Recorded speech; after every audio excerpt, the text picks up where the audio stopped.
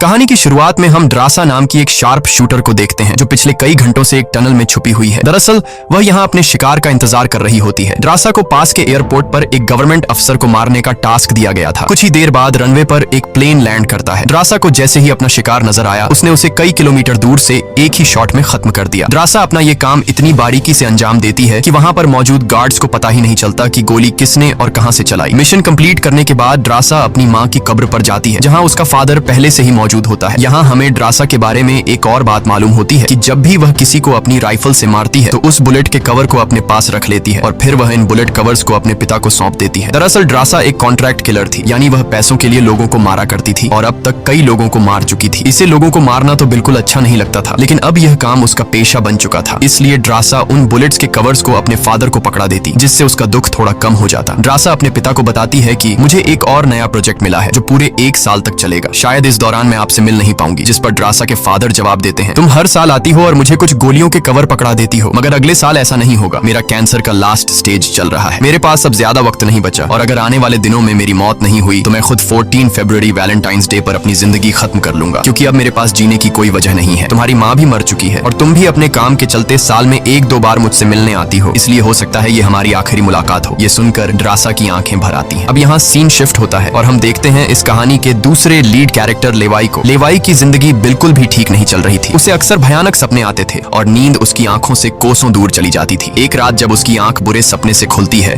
तो लेवाई अपने घर से बाहर निकलकर समुद्र के किनारे पर आता है। यहाँ उसे थोड़ा बेहतर महसूस होता है और वह अपनी डायरी में कुछ लिखने लगता है। तभी लेवाई को अचानक उसके फोन पर एक मैसेज आता है। उस मैसेज में उसे एक एड्रेस दिया गया होता है जहाँ उसे जल्द से जल्द पहुंचने का कहा गया होता है। लेवाई बिना वक्त गंवाए एक मिलिट्री बेस पर पहुंचता है और वहाँ उसकी मुलाकात होती है एक लेडी ऑफिसर से जिसका नाम बार्तो है। बातचीत के दौरान हमें पता चलता है कि लेवाई कोई आम इंसान नहीं बल्कि एक आर्मी ऑफिसर था, लेकिन अब वह रिटायर हो चुका है। और सिर्फ इतना ही नहीं, वह एक डेडली स्नाइपर भी रह चुका है। वह अब तक 200 से भी ज्यादा लोगों को स्नाइपिंग से मार चुका है। बार्तो लेवाई से कहती है, मैं तुम्हें एक मिशन पर भेजना चाहती हूँ क्योंकि तुम एक बहुत ही अच्छे स्नाइपर हो और ये सिर्फ तुम ही कर सकते हो। लेकिन मिशन पर भेजने से पहले बार्तो लेवाई से एक बहुत ही जरूरी सवाल पूछती है, अगर तुम इस मिशन पर गए तो क्या तुम्हें याद करने वाला पीछे कोई है? ये बात सुनकर लेवाई को कुछ अजीब लगने लगता है, लेकिन फिर वह जवाब देता है, नहीं, मेरा इस दुनिया में अब कोई भी अपना नहीं है। ये सुनकर वो लेडी लेवाई से कहती है, तुम तैयारी कर लो, कुछ घंटे बाद तुम्हें उस मिशन पर भेजा जाएगा और वहाँ तुम्हें 1 साल के लिए रहना है। इसके बाद लेवाई को बेहोश कर दिया जाता है और जब उसकी आंख खुलती है तो वह अपने आप को एक एरोप्लेन में पाता है। लेवाई कुछ समझ नहीं पाता कि आखिर उसे कहाँ ले जाया जा रहा है और उसे किस तरह का मिशन सौंपा गया है। इसलिए लेवाई वहाँ पर मौजूद एक सोल्जर से पूछता है, मुझे कहाँ ले जाया जा रहा है? लेकिन वह सोल्जर लेवाई की इस बात का कोई जवाब नहीं देता, बस इतना कहता है, अपना आईडी और वॉच हमें दे दो, ये सब तुम्हें तब वापस मिलेगा जब तुम्हारा मिशन पूरा हो जाएगा। थोड़ी देर बाद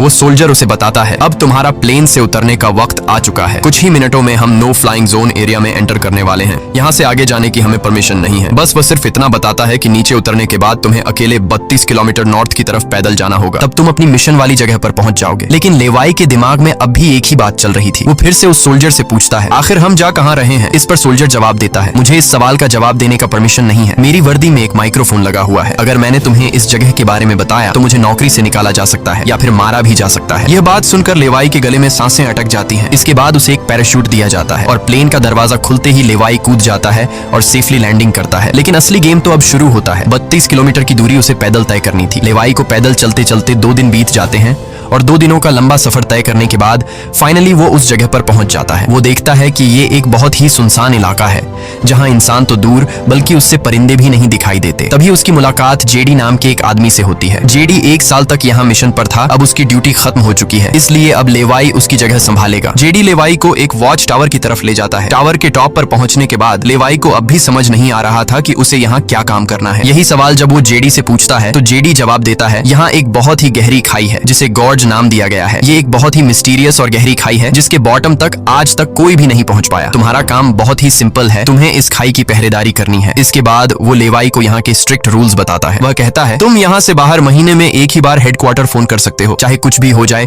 तुम बाहर की दुनिया से जुड़ने की उम्मीद मत रखना। ये टावर जिसे हम वेस्ट टावर कहते हैं, इसके ठीक सामने ईस्ट टावर है, वह रशिया का है। वहाँ भी एक गार्ड अपनी ड्यूटी निभा रहा है, लेकिन तुम दोनों के बीच कोई भी कॉन्टैक्ट अलाउ नहीं है। तुम्हें सिर्फ अपनी ड्यूटी पर ध्यान देना है और हाँ, आने वाले खतरे के लिए हर वक्त तैयार रहना, क्योंकि यहाँ तुम पर किसी भी वक्त हमला किया जा सकता है। यहाँ ऑटोमेटिक गन्स और नीचे ढेर सारे लैंड माइन्स लगाए हुए हैं। अगर ऑटोमेटिक गन्स गन्स में गोलियां खत्म हो जाए तो उसे हमेशा रिलोड रखना, क्योंकि हमले के दौरान ऑटोमेटिक गन्स तुम्हारी बहुत काम आएगी। और आखिरी बात, अगर तुम्हें कभी भी यहाँ तेज सायरन की आवाज सुनाई देने लगे तो तुम बिना सोचे समझे यहाँ से भाग जाना। जेडी कहता है, मुझे भी नहीं पता कि ऐसा क्यों बोला गया है, लेकिन मुझे जो पिछले ड्यूटी वर्कर ने बताया था वही मैं तुम्हें बता रहा हूँ। लेवाई उसकी सारी बातें अच्छी तरह से सुन लेता है, पर उसका सवाल एक ही था। वह पूछता है, आखिर यहाँ ऐसा क्या है जिसके लिए इतनी स्ट्रिक्ट सिक्योरिटी लगाई गई है? तभी जेडी एक ग्रेनेड निकालता है और इस ग्रेनेड को उस गहरी खाई में फेंक देता है। ग्रेनेड जैसे ही खाई की गहराइयों में धमाका करता है, वहाँ से एक अजीब भयानक आवाज गूंजने लगती है। वो आवाज किसी इंसान की बिल्कुल भी नहीं थी, वो किसी ऐसी चीज की थी जो अंधेरे में छुपी थी। जेडी लेवाई की तरफ देखता है और कहता है, ये आवाज जो तुम सुन रहे हो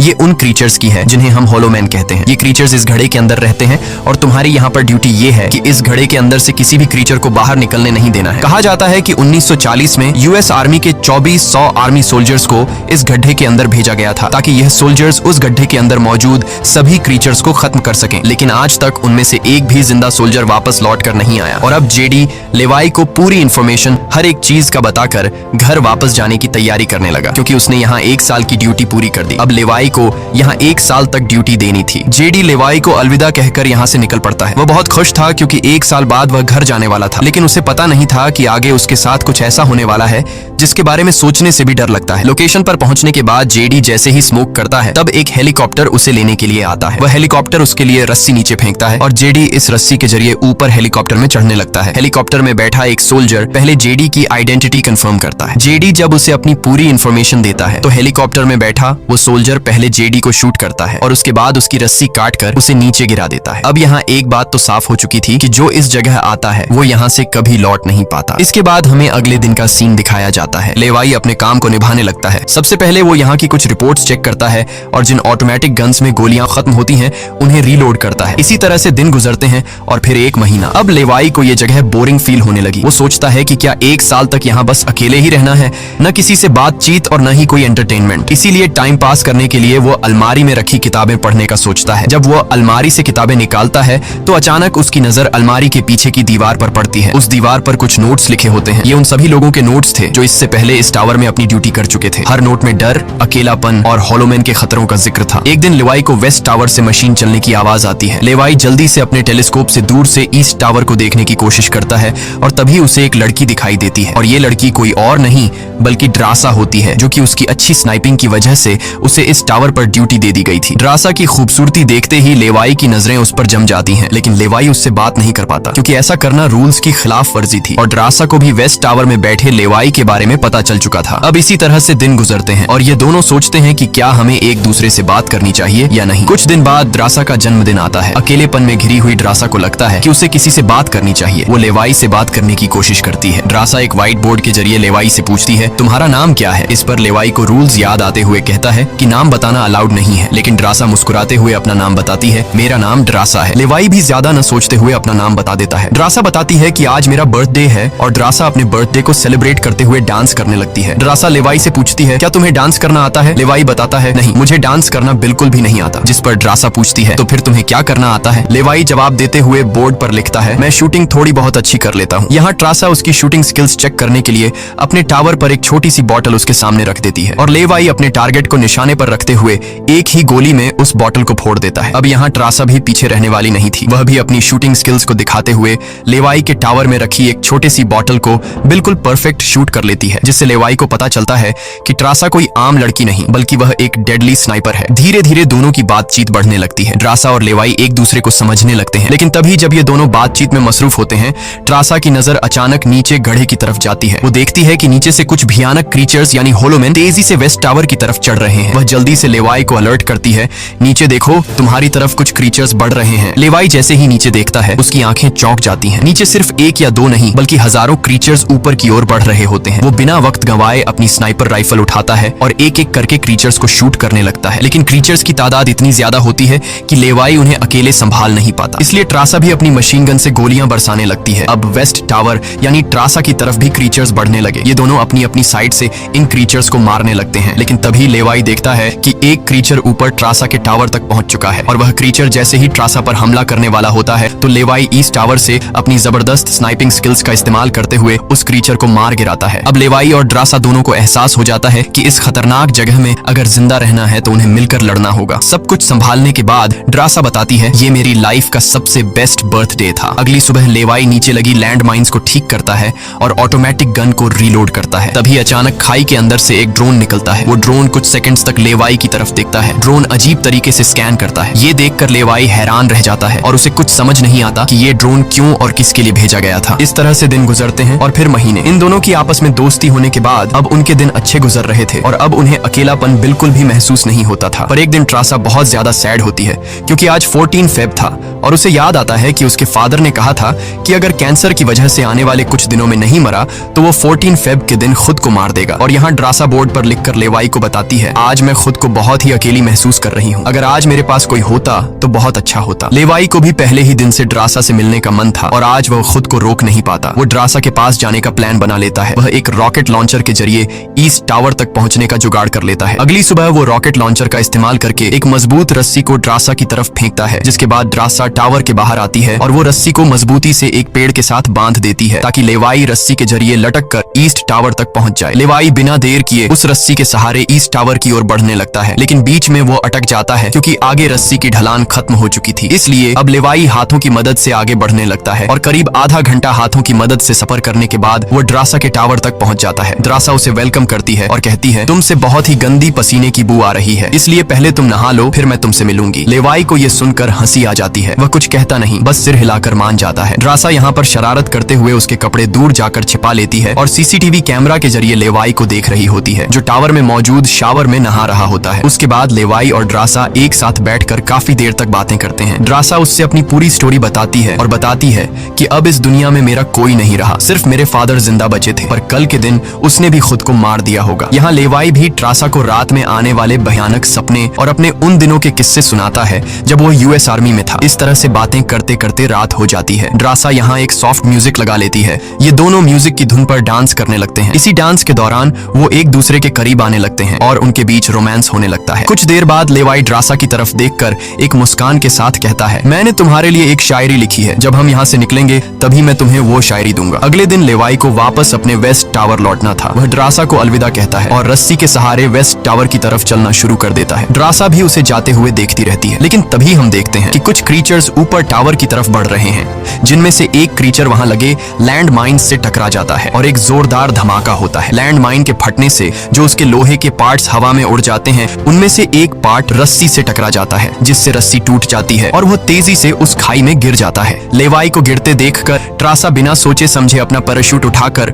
वह भी उस खाई में कूद जाती है। खाई की गहराई में गिरने के बाद ड्रासा पानी की तेज बहाव वाली नदी में बहने लगती है। वह किसी तरह करके नदी से बाहर निकलकर किनारे तक पहुंच जाती है। दूसरी तरफ लेवाई की किस्मत अच्छी होती है कि वो एक बड़े से पेड़ पर गिरकर लटक चुका था। इतनी ऊंचाई से गिरने के बाद उसे चोटें तो काफी सारी आ जाती हैं, पर उसकी जान बच जाती है। जैसे ही उसकी आंखें खुलती हैं, वो देखता है कि एक बड़ा कीड़ा उस पर हमला करने के लिए बढ़ रहा है। वो खुद को बचाने की कोशिश करता है, पर तभी पेड़ की लकड़ी टूट जाती है और लेवाई नीचे पेड़ की जड़ों पर गिर जाता है। नीचे गिरते ही पेड़ की जड़ों ने उसे अपनी गिरफ्त में लेने लगती है और लेवाई को जकड़ लेती है। उससे पहले कि ये जड़ें लेवाई को मार देती, वहां ड्रासा पहुंच जाती है। वो जल्दी से चाकू निकालकर इन जड़ों को काटने लग जाती है, जिससे लेवाई आजाद हो जाता है। इसके बाद लेवाई और ड्रासा चारों ओर देखने लगते हैं। हर तरफ सन्नाटा और डर का माहौल छाया होता है। तभी अचानक पेड़ों की आड़ से कुछ क्रीचर्स निकलकर उन पर हमला कर देते हैं। यहाँ उनके बीच एक बड़ी फाइट होने लगती है। लेवाई अपनी बंदूक संभालता है और पहली गोली सीधे एक क्रीचर के सर में मारता है। एक के बाद एक दोनों ने मिलकर दोनों क्रीचर्स को खत्म कर दिया। यहाँ लेवाई की नजर क्रीचर की डेड बॉडी पर पड़ती है। वह देखता है कि क्रीचर ने वही आर्मी वर्दी पहन रखी थी जो किसी जमाने में अमेरिकन सोल्जर्स की होती थी। ये देखकर लेवाई के रोंगटे खड़े हो जाते हैं। तभी उसे जेडी की वो बातें याद आती हैं, जब उन्होंने बताया था कि 1940 में 2400 सोल्जर्स के एक बड़े ग्रुप को इस खाई में भेजा गया था और वो सैनिक कभी वापस नहीं लौटे थे। उसके बाद लेवाई और ड्रासा एक अजीब भयानक सी जगह पर पहुंच जाते हैं। यहाँ का मंजर किसी बुरे सपने जैसा था। हर तरफ इंसानों के सड़े गले शरीर पड़े थे और सबसे अजीब बात यह थी कि इन शरीरों के अंदर से पेड़ पौधे उग आए थे। ऐसा लग रहा था जैसे कोई जानलेवा वायरस ने इस जगह को अपनी गिरफ्त में ले लिया हो। तभी अचानक पेड़ों के बीच से कुछ हलचल होती है। लेवाई और ट्रासा समझ जाते हैं कि क्रीचर्स एक बार फिर उनका पीछा कर रहे हैं। डर के मारे यह दोनों तेजी से भागने लगते हैं और एक टूटी फूटी चर्च में घुस जाते हैं। दरवाजा बंद करने के बाद सामने उन्हें एक अजीब सा नजारा दिखता है। हर तरफ इंसानों की लाशें पड़ी हुई थीं। उनकी हालत देखकर ऐसा लग रहा था जैसे उन्होंने खुद अपनी जान ले ली हो ताकि इस वायरस से बच सकें। अचानक एक बड़ी मकड़ी ट्रासा के ऊपर कूद पड़ती है और ढेर सारी और भी मकड़ियां निकल आती हैं। ये मकड़ियां साइज में काफी बड़ी होती हैं। जैसे ही स्पाइडर उन पर हमला करता है, लेवाई और ट्रासा मिलकर उसे खत्म कर देते हैं। दूसरी तरफ चर्च का दरवाजा वो क्रीचर तोड़कर अंदर आ जाते हैं। लेवाई और ट्रासा अपनी जान बचाने के लिए उन पर फायरिंग शुरू कर देते हैं और जैसे तैसे करके उनसे अपनी जान छुड़ाकर चर्च से बाहर निकल आते हैं। तभी लेवाई की नजर सामने पहाड़ में बनी एक पुरानी सुरंग पर पड़ती है। वह दोनों फौरन उस सुरंग के अंदर घुस जाते हैं। अंदर जाकर उन्हें पता लगता है कि असल में यह एक पुरानी लैब है। यहाँ हर जगह टूटी फूटी कांच, मशीन्स और पुराने जंग लगे हुए कंटेनर्स पड़े थे। यहाँ लेवाई को एक पुराना डीवीडी कैसेट मिलता है। लेवाई डीवीडी को प्ले करता है और स्क्रीन पर एक लड़की नजर आती है। वह लड़की कहती है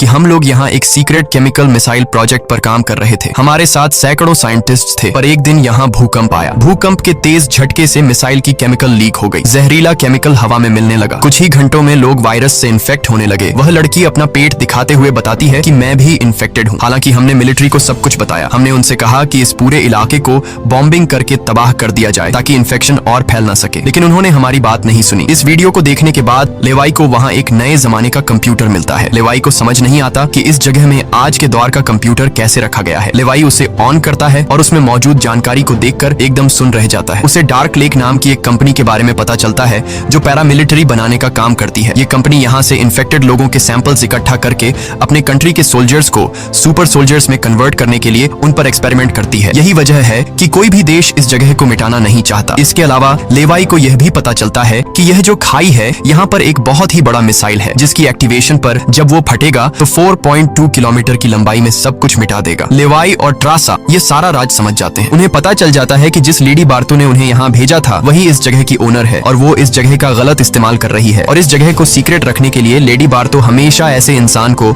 यहाँ पर ड्यूटी के लिए चुनती थी जिसका पीछे कोई पूछने वाला नहीं हो, और उस इंसान को यहाँ साल भर ड्यूटी करने के बाद मार दिया जाता, जिस तरह से जेडी को मार दिया गया था ताकि वो बाहर आकर दुनिया को इस जगह के बारे में नहीं बता सके। ये सब जानने के बाद जैसे ही ये दोनों वहाँ से निकलते हैं तभी एक घुड़सवार क्रीचर ट्रासा को रस्सी से जकड़कर अपने साथ ले जाता है। लेवाई ट्रासा की तलाश में यहाँ वहाँ भटकता है लेकिन उसे ट्रासा कहीं दिखाई नहीं दे रही थी। तभी लेवाई एक ऐसी जगह पर पहुंचता है जहाँ एक बड़ी मिसाइल रखी हुई थी। ये वही मिसाइल थी जिसके बारे में डार्क लेक कंपनी के कंप्यूटर से लेवाई को जानकारी मिली थी। लेवाई को सब कुछ साफ समझ आ चुका था। असल में वॉच टावर में पहले रह चुके लोग जब यह कहते थे कि अगर सायरन की आवाज सुनाई दे तो जितनी जल्दी हो सके यहाँ से भाग जाना चाहिए, वो दरअसल इस मिसाइल की ही बात कर रहे थे। दूसरी तरफ ट्रासा अब उस क्रीचर के कब्जे में थी। ट्रासा खुद को छुड़ाने की कोशिश करती है और जैसे तैसे करके वो खुद को छुड़ा लेती है। आजाद होते ही ट्रासा और क्रीचर के बीच फाइट छिड़ जाती है। लेवाई भी ट्रासा को ढूंढते ढूंढते वहाँ पहुंच जाता है और वह भी फौरन क्रीचर पर हमला कर देता है और ये दोनों मिलकर उसे आग लगाकर जला देते हैं। और अब बारी आती है इन लोगों की यहाँ से निकलने की, मगर आगे का रास्ता और भी ज्यादा मुश्किल था। जैसे ही लेवाई और ट्रासा आगे बढ़ते हैं सामने एक खतरनाक इलाका आता है जहाँ से निकलना एक बहुत ही बड़ा चैलेंज था। यहाँ इंसान और पौधे आपस में पूरी तरह से जुड़े हुए थे जैसे कि वह किसी खतरनाक एक्सपेरिमेंट का नतीजा हो। खैर, ये लोग हर कदम को संभाल कर रखते हुए आगे बढ़ते हैं कि तभी ट्रासा का पैर फिसल जाता है जिससे ये पौधे एक्टिवेट हो जाते हैं। वो ट्रासा को जकड़ लेते हैं लेकिन यहाँ लेवाई हिम्मत दिखाते हुए आगे बढ़ता है और अपनी पूरी ताकत से ट्रासा को छुड़ा लेता है। वह बॉम्ब का इस्तेमाल करके वहाँ के पूरे प्लांट सिस्टम को उड़ा देता है। लेवाई ट्रासा को लेकर वहाँ से बाहर निकल आता है। थोड़ा सा आगे चलने के बाद उन्हें एक गैराज नजर आता है जहाँ पर एक गाड़ी खड़ी होती है। ये दोनों जल्दी से उस गाड़ी में बैठ जाते हैं और उस जगह से निकलने की कोशिश करने लगते हैं। आखिरकार कुछ दूरी तय करने के बाद उन्हें एक रस्सी नजर आती है जो ऊपर वॉच टावर तक जाती थी, लेकिन अब वो क्रीचर्स भी उनका पीछा करते हुए वहां तक पहुंच चुके थे। अब यहाँ रस्सी को हाथों से पकड़कर ये लोग अगर ऊपर चढ़ते तो ये क्रीचर्स इन्हें मार देते। इसलिए लेवाई समझदारी से काम लेते हुए जीप को रस्सी से बांधकर ऊपर चढ़ने लगते हैं। ये लोग जीप को इसलिए रस्सी से बांध लेते हैं ताकि ये दोनों जीप में बैठकर उनके हाथ क्रीचर्स के साथ लड़ने के लिए फ्री हों। वो क्रीचर्स उन पर हमला करते हैं और यहाँ उनके बीच एक बड़ी फाइट होती है, लेकिन वो क्रीचर्स तादाद में काफी ज्यादा थे इसलिए वो इन पर भारी पड़ रहे थे। यहाँ लेवाई के दिमाग में एक आइडिया आता है। वह जीप की पेट्रोल टैंक इन क्रीचर्स पर लीक कर देता है जिससे निकलने वाले तेल को आग लगाकर उन सभी क्रीचर्स को जला देता है और आखिर में ये लोग उस जीप की रस्सी काट कर उसे नीचे छोड़ देते हैं जिससे वो सभी क्रीचर्स मारे जाते हैं। इस तरह से ये लोग फाइनली ऊपर चढ़ने में कामयाब हो जाते हैं। अब इन दोनों को पता चल चुका था कि अगर ये दोनों यहाँ साल भर ड्यूटी कर भी लें तब भी आखिर में इन दोनों को मार दिया जाएगा। इसलिए अब ये दोनों एक बड़ा फैसला करते हैं कि अब वो इस जगह की रक्षा नहीं करेंगे बल्कि इस जगह को तबाह कर देंगे ताकि इनकी तरह कोई दूसरा सोल्जर यहाँ पर न फंस सके और इस जगह का गलत गलत इस्तेमाल बंद हो जाए। ये सब करने के बाद ये दोनों यहाँ से दूर जाकर एक नई जिंदगी की शुरुआत करेंगे। यहाँ ट्रासा कहती है, मेरे पास फ्रांस में छुपने के लिए एक जगह है, हम वहाँ जाकर शादी करेंगे और आगे की जिंदगी वहीं पर बिताएंगे। लेवाई ट्रासा की बात मान जाता है और अब वह कहता है, मुझे वापस अपने टावर पर जाना होगा। मैं वहाँ जाकर टावर में एक बॉम्ब फिट करूंगा और साथ ही इस मिसाइल को भी एक्टिवेट कर दूंगा, जिससे यह पूरी जगह तबाह हो जाएगी। जिसके बाद लेवाई रस्सी की मदद से अपने टावर तक पहुंच जाता है। इस बीच लेडी बार्तो लेवाई से कांटेक्ट करती है और सवाल करती है, क्या तुम इस गड्ढे के अंदर गए थे, क्योंकि किसी ने हमारे कंप्यूटर को ऑन किया है। लेवाई यहाँ पर झूठ बोलकर बताता है, नहीं, मैं वहाँ नहीं गया था। लेकिन बार्तो जानती है कि लेवाई झूठ बोल रहा है। उन्होंने सिक्योरिटी कैमरास में सब कुछ देख लिया था कि लेवाई और ट्रासा दोनों गड्ढे के अंदर गए थे। फिर भी वो अपनी बात को आगे बढ़ाते हुए कहती है, अगर तुम नहीं गए तो फिर जाहिर सी बात है कि यह सारा काम उस वेस्ट टावर वाले गार्ड का है। तुम एक काम करो कि उस वेस्ट टावर वाले इंसान यानी ट्रासा को मार दो, क्योंकि उसने रूल तोड़ा है। यहाँ लेवाई हाँ तो बोल देता है, लेकिन बार्तो को पता चल चुका था कि यह उसे नहीं मारेगा और वह समझ चुकी थी कि ये दोनों अब यहाँ से भागने वाले हैं और बाहर जाकर दुनिया को इस जगह के बारे में बता देंगे। इसीलिए वह खुद हेलीकॉप्टर में यहाँ पहुंचती है। लेकिन बार्तो के पहुंचने से पहले ये दोनों अपनी पूरी तैयारी कर चुके थे। लेवाई टावर से काफी दूर जाकर अपनी लाइफ का सबसे लंबा शॉट लेता है और सीधा उस टावर पर गोली मारता है जो सीधा नीचे मिसाइल से कनेक्ट था, जिससे एक तेज सायरन बजने लगता है। अब उनके पास टाइम कम था। ये दोनों तेजी से भागने लगते हैं क्योंकि जब मिसाइल फटेगी तो वह 4.2 किलोमीटर के एरिया को तबाह कर देगी। लेवाई और ट्रासा दोनों पूरी ताकत से जंगल की ओर भागने लगते हैं। ट्रासा अपनी जान बचाते हुए उस जगह से काफी दूर निकल जाती है, लेकिन लेवाई के पैर में चोट आई थी जिससे वह तेज नहीं भाग सकता था। दूसरी तरफ बार्तो को भी यह समझ आ चुका था कि जल्द ही मिसाइल ब्लास्ट होने वाला है। ठीक इसी वक्त मिसाइल एक्टिवेट हो जाती है और एक बहुत ही बड़ा धमाका होता है जिससे पूरी खाई तबाह होने लगती है। ये ब्लास्ट इतना भयानक था कि उसके लपटने और झटके दूर तक फैल गए, जिसमें बार्तो का हेलीकॉप्टर भी उस धमाके की चपेट में आ जाता है और वह वहीं मारी जाती है। ट्रासा ने तो 4.2 किलोमीटर का फासला तय कर लिया था, लेकिन लेवाई उस धमाके की लपेट में आ जाता है और धमाके से आने वाली तेज हवा उसे पानी में गिरा देती है। दूसरी तरफ खाई में सभी क्रीचर्स मारे जाते हैं। अब सिर्फ ट्रासा उस धमाके में जिंदा बच गई थी और वह एक ऊंची जगह पर खड़ी होकर लेवाई का इंतजार करने लगी। इंतजार करते करते रात हो जाती है, लेकिन लेवाई का कोई अता पता नहीं चलता। वो समझ जाती है कि अब लेवाई जिंदा नहीं रहा, जिसके बाद कहानी यहाँ से कुछ महीने आगे शिफ्ट होती है। ट्रासा लेवाई की लिखी हुई कविता को पढ़ती है। हर एक शब्द में उसे लेवाई की यादें महसूस होती हैं। आंखों में आंसू लिए वो अपने दिल को संभालने की कोशिश करती है। अब ट्रासा एक नई जिंदगी की शुरुआत करते हुए फ्रांस के एक होटल में वेट्रेस की जॉब करने लगती है। लेकिन फिर अचानक एक दिन ट्रासा के सामने लेवाई आकर खड़ा हो जाता है। वह जिंदा था। लेवाई को देखकर ट्रासा की आंखें खुली की खुली रह जाती हैं। वह खुशी के मारे दौड़कर लेवाई को गले लगाती है और इसी के साथ यह कहानी खत्म हो जाती है। अगर वीडियो आपको अच्छी लगी हो तो हमारे चैनल को सब्सक्राइब और वीडियो को लाइक जरूर कीजिएगा।